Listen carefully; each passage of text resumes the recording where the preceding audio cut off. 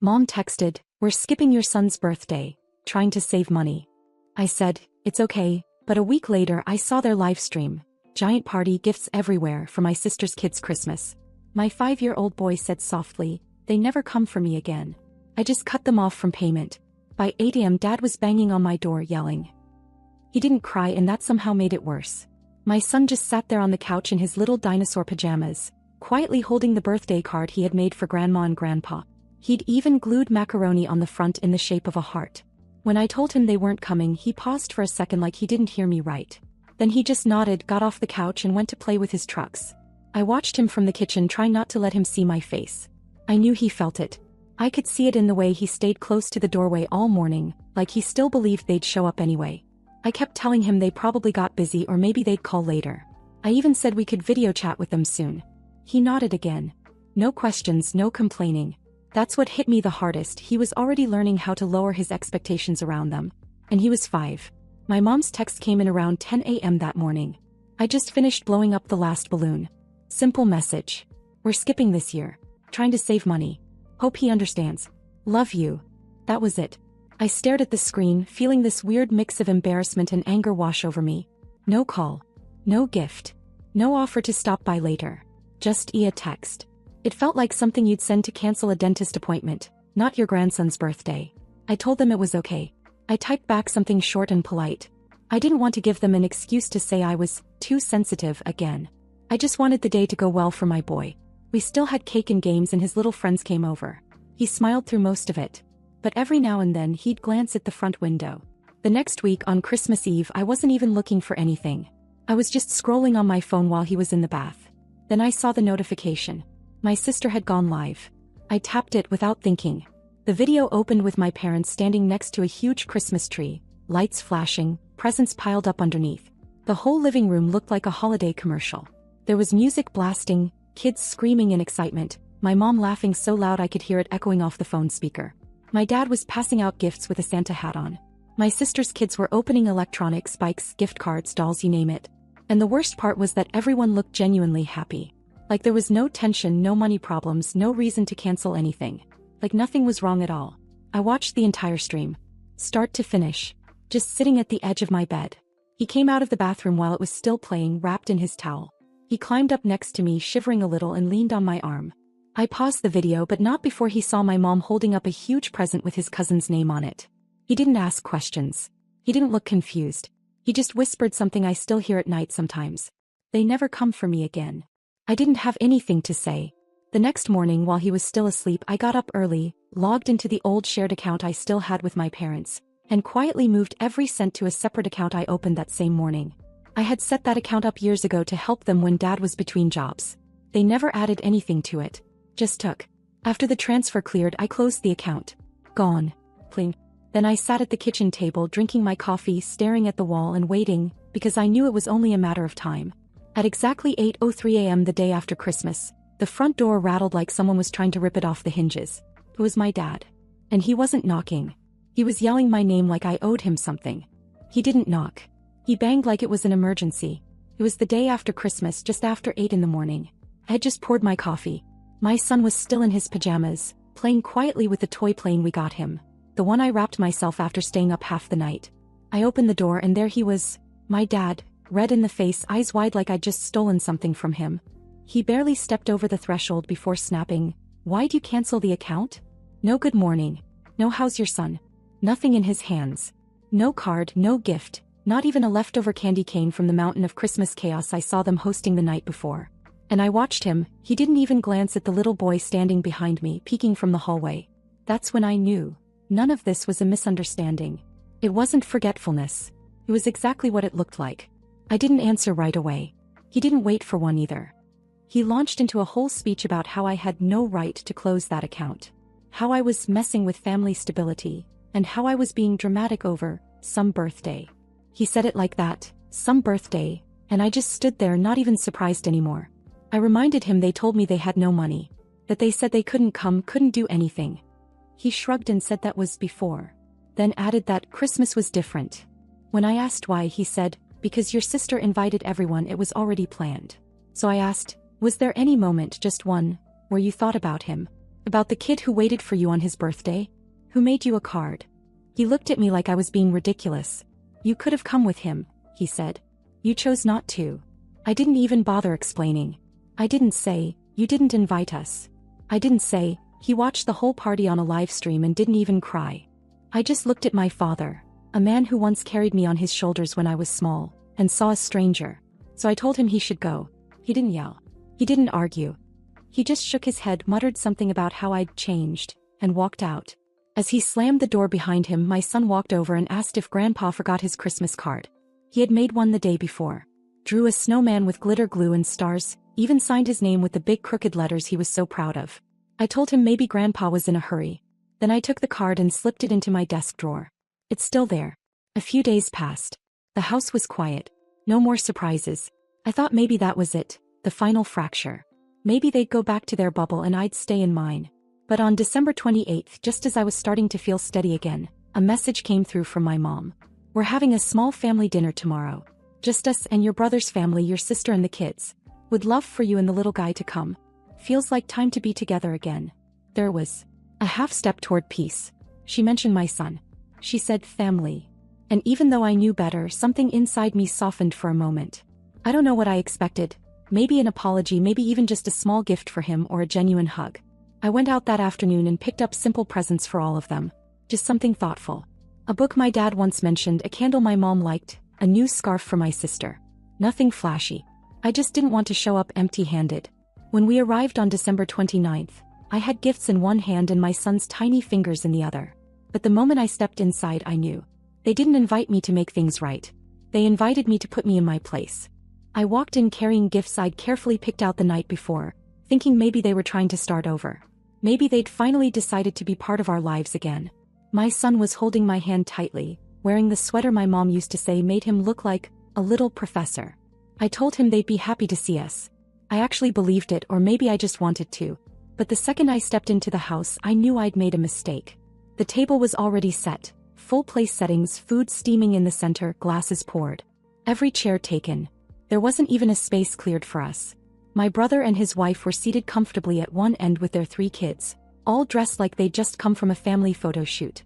My sister's kids were sprawled across the other side, loud and giddy, already halfway through their plates. My parents were at their usual spots. And no one looked up when we entered. My mom walked over like we just dropped by uninvited. "Oh," she said as if surprised to see us. "You made it." I held out the bag with their gifts. She took it with a smile that didn't reach her eyes, set it on the counter behind her and didn't even peek inside. "No thank you." No reaction at all. I glanced around for a place to sit, but there were no extra chairs. Not for me. Not for my son. After a long pause, my dad dragged an old wooden stool from the corner and placed it awkwardly near the end of the table. Not with the other kids, not near any adults. Just stuck at the edge like we didn't belong anywhere. I helped my son climb up onto the stool and tried to make a joke out of it, but he looked confused. I could tell he was trying not to be upset. I stood behind him because there was nowhere else to go. No one moved over. No one offered a spot. They started eating like we weren't even there. Small talk bounced around the table. School awards, work gossip, plans for New Year's. My mom bragged about how my brother's kids had all made the honor roll. My sister talked about how they were thinking of getting a puppy. Then someone mentioned how expensive everything was getting lately, and my mom laughed and said, "Thank God for family. We all take care of each other." And then she turned to me. "And maybe your little one will get on the honor roll next year too," she said, cutting a piece of ham. "If you work with him a bit more." The table chuckled. It wasn't even malicious. That was the worst part. It was casual, offhand, like they were just brushing crumbs off the table. I looked down at my son. He was staring at his plate, silent. I leaned down and asked if he wanted to leave. He shook his head. I think he was still hoping someone might remember him, might give him something. But they didn't. Instead, my dad suddenly shifted the conversation and looked at me. "Heard you're buying a house," he said, reaching for the gravy. "That's smart. Just make sure it's got enough rooms." Asked why. He looked at my mom, then back at me like it was obvious. "Well, your brother's family is crammed in that tiny rental, and now they've got a baby on the way. Your sister's apartment barely fits them as it is. We figured since you're in a good place financially, maybe you could help out. We were thinking 4 bedrooms minimum, maybe 5. I laughed, thinking it was a joke. It wasn't. My mom jumped in right away. "It just makes sense, honey. You're doing well. You've got the resources. Why not help everyone? We're a family." I said, "So, You want me to buy a house big enough for everyone else to live in? She nodded. It's not about living together permanently. Just until things get easier for them. Then my dad added, and let's be honest, you wouldn't even have this career if we hadn't helped you when you were younger. So in a way, your success is a shared success. My sister smiled and looked down at her wine. My brother didn't say anything. I looked at my son still sitting alone on that stool and felt my chest tighten. Then came the final blow. My mom looked at me with that tilted smile she uses when she's about to say something cutting. You'd probably be a lot happier and a lot less cold if you were a little more generous, sweetheart. Her Majesty wouldn't have to act so distant all the time. I stared at her for a moment. Not angry, just stunned. Then I smiled and said, shoot, I left the kettle on at home. We should head out. My son didn't argue. He slid off the stool, picked up the picture he'd drawn for Grandma and walked toward the door. No one stopped us. No one even said goodbye. On the drive home he asked why we had to leave early. I told him we had a dessert waiting at home, something special. He asked what it was. I said it was a surprise. When he went to bed that night, I took the picture he'd drawn, a Christmas tree with all of our names on it, and placed it in the drawer with the card he made for their missed birthday visit. That night I lay in bed and replayed every second of that dinner. And that's when I realized it wasn't that they forgot about us. It was that they never saw us as part of the family in the first place. The silence after that dinner was louder than anything they said. For the next few days I didn't hear a word from them. No follow-up. No text asking if we got home okay. Not even a message from my sister or brother. It was like we'd vanished, and they didn't notice or care. I kept myself busy. I took my son to the Winter Lights downtown. We made cocoa at home and built a cardboard rocket ship in the living room. I told myself I was done. No more hoping, no more giving chances. That dinner was the final answer to a question I'd been asking myself for years. But on January 3rd it started again. My mom called, then texted, then called again. She said we should talk, that they wanted to clear the air and start fresh. I ignored it. The next day she sent a voice note about family needing each other, how the holidays were stressful for everyone. I deleted it without listening all the way through. Then my dad messaged me a photo of an old bookshelf from our childhood home, the one I used to keep my books on. He wrote, "Found this in the garage. Thought your son might want it for his new room." It was manipulative. He knew exactly what he was doing. Against every part of my better judgment, I agreed to one last visit. I told them I'd stop by that weekend just to talk. Nothing more. I didn't tell my son we were going. I didn't want him to get his hopes up. When we arrived, my aunt and uncle were there too, my mom's younger sister and her husband. That surprised me. We rarely saw them unless someone was sick or dying. My aunt hugged me a little longer than usual, looked me in the eye and said, "I've been hearing things. Just wanted to see for myself." That was the first moment I thought maybe this wasn't going to go how my parents had planned. We sat in the living room. My son went to play with the dog. My dad brought out coffee like this was a normal day. My mom started with something rehearsed. Something about misunderstandings and stress and how I took things the wrong way.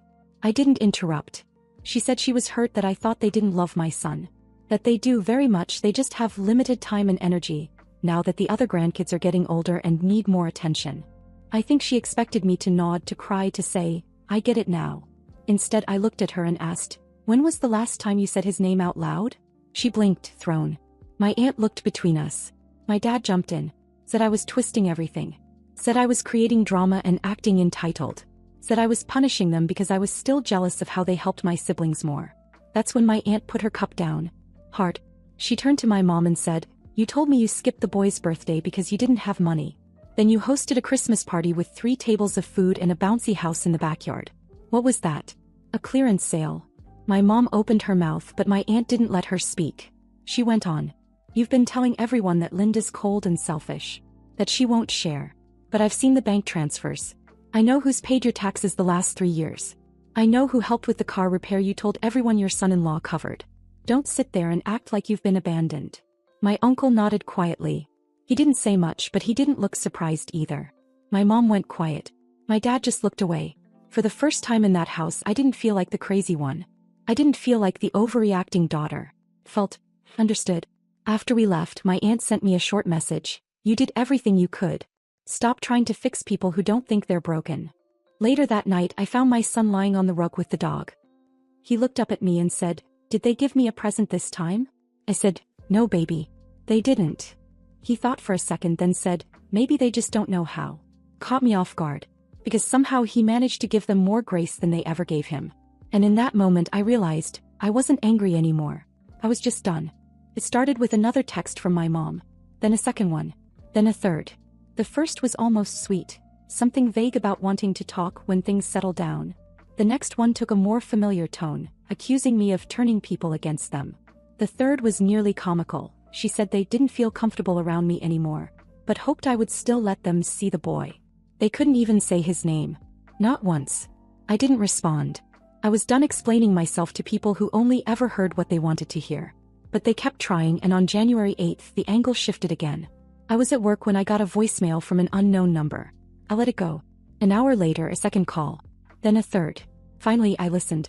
It was a woman, professional voice, overly cheery. She introduced herself as a real estate consultant working with my parents. She said she'd been told I was in the market for a property, and that my father had looped me in on a potential family investment. A multi-use dwelling in upstate New York. 5 bedrooms with an attached in-law suite. Perfect for extended family living arrangements. I sat at my desk staring at the wall. I listened to the message again. Then again. He had given my name, my number, to a realtor. Without telling me. He had told a stranger I was buying a house for all of them. That night, I picked up my son from daycare, took him out for ice cream, and said nothing. He was happy. Talking about space aliens and dinosaurs. I watched him and thought they could have had this. They could have been part of this. But they chose a different story. I waited until the next morning, then called my aunt. She didn't say hello, just sighed when she heard my voice and said, "What did they do now?" I told her about the realtor. The plan. The 5-bedroom house I apparently didn't know I was purchasing. She went quiet for a few seconds, then said, "They've been telling people for months that you were finally stepping up. That you were going to do the right thing." I asked her what the right thing even meant. She said, "Pay for everything and keep quiet about it." That same afternoon, I got in my car and drove straight to their house. No warning. I didn't want to give them time to prepare some twisted explanation. When I pulled up, my dad was on the porch sweeping. He didn't look surprised to see me. He just leaned the broom against the rail and opened the door. My mom was in the kitchen. Always the kitchen. Always pretending to be busy. I didn't sit down. I didn't ask how they were. I went straight to the point. I got a call from a realtor. My dad shrugged. We were trying to get ahead of things. If you're going to buy something anyway, it might as well make sense for everyone. My mom didn't even look up. She just said, "It's not like we're asking you to do it alone. Everyone would pitch in." I asked, "Everyone like who?" She didn't answer. I told them I knew about the things they'd been saying, to my aunt, to people at church, even to some of my old friends. That I was finally paying my dues. That I was grateful enough now to help the whole family. My dad said something about how he gave up a promotion once because I was sick as a child. My mom chimed in with how they sacrificed everything to get us through tough times. And then she said with complete seriousness, "You're lucky we're still here." I stared at her, waiting for it to turn into a joke. It didn't. I looked at my dad and said, "You didn't show up for your grandson's 5th birthday. You didn't call on Christmas. You didn't even pretend to care. But you planned out a house, a whole life with my money. And the only time you said his name was when it meant you could benefit from it." Neither of them said a word. So I said the thing I had rehearsed in my head 100 times but never thought I'd actually say. "I'm not your safety net anymore. I'm not your plan B. I'm not your guilt-ridden daughter who sends money out of habit and hopes for approval that's never coming. You've made it clear what I am to you. A resource. A bank account. And I'm done." Still silence. I turned to leave, but before I opened the door I added, "And don't ever tell anyone I abandoned you." I didn't walk away, I was pushed. I closed the door behind me. The next day I shut down every lingering connection. Removed my name from anything we shared. Cancelled auto payments. Blocked numbers. Cleared old messages. There was no drama, no screaming. Just silence. And peace. That night I tucked my son into bed. He asked if we were going to see Grandma and Grandpa soon. I said no. He asked why. I told him sometimes grown-ups make choices that don't make sense. That some people only love in the way they know how, and that sometimes that love isn't enough. He looked confused for a second, then nodded. "Can we still go see the dinosaurs at the museum this weekend?" I smiled. "Yeah. We'll do that." And we did. A week into the new year their silence finally arrived. Not as an apology, not as understanding, just nothing. No more calls. No more guilt-laced messages. No more twisted explanations. They stopped pretending. And for the first time in years I felt like I could breathe. I spent the next few days pouring myself into things that mattered. Reading to my son, fixing up the little reading corner he loved, researching houses again, this time with only our needs in mind. I found myself looking at listings with real excitement instead of pressure. 2 bedrooms, big yard, space for a dog someday. No guest suites. No family compound. Just something small and ours. One night as I tucked him in, my son asked me out of nowhere if his cousins were getting more Christmas gifts than him because they were better kids. I froze. He didn't ask it with bitterness, just quiet curiosity like he was working through a math problem. I told him no. I told him some people get treated better because others choose to ignore what's fair, and that has nothing to do with being better or worse. It's about how grown-ups make their choices. He nodded thoughtful, then asked if we could do our own Christmas again next year, just the 2 of us with pancakes and spaceship wrapping paper. I told him yes. I told him we'd start our own traditions. He smiled and fell asleep fast that night. A few days later, I heard from my aunt again. She invited us over for dinner, just her husband, and us. She didn't say anything heavy. She just said she missed him, that she thought he deserved to feel part of a family. We went. It was quiet, cozy, nothing grand. He had a small gift waiting for him, a dinosaur puzzle. Nothing expensive, but she knew he loved dinosaurs. He beamed. My uncle helped him put the puzzle together after dinner while my aunt and I sat in the kitchen. No drama. Just warmth. I didn't know I needed it until it was there. She told me she wasn't proud of how long she stayed quiet about my parents. That for years she thought maybe it wasn't her place to get involved. I told her I didn't hold it against her. What mattered was now. What mattered was that someone had seen me, really seen me, and stood up. Later that night, driving home, I passed by a billboard advertising a luxury vacation resort in Florida. Beaches, family packages, togetherness. The whole thing. And I remembered something that almost made me laugh. In November, the same month my parents said they were tight on money and couldn't do birthdays this year, my mom had accidentally posted on Facebook instead of just sending it to my sister. It was a photo of a vacation package. A screenshot of flights. Disney World in February. Tickets for 7. My brother's family. My parents. Not us. They had been planning that the whole time. I sat with that for a long moment, then deleted the memory just as quickly as it had come. Because what was the point? They had told me who they were 1,000 times. I had just finally listened. Now I focus on what I do have. A bright, curious little boy who still believes in people, in pancakes for dinner, in wrapping paper covered in stars. And I remind myself daily that he deserves to be surrounded by love that shows up. Not just when it's convenient, not when it's public, but always. We might be a small family, but we're whole. And that's more than I ever had growing up.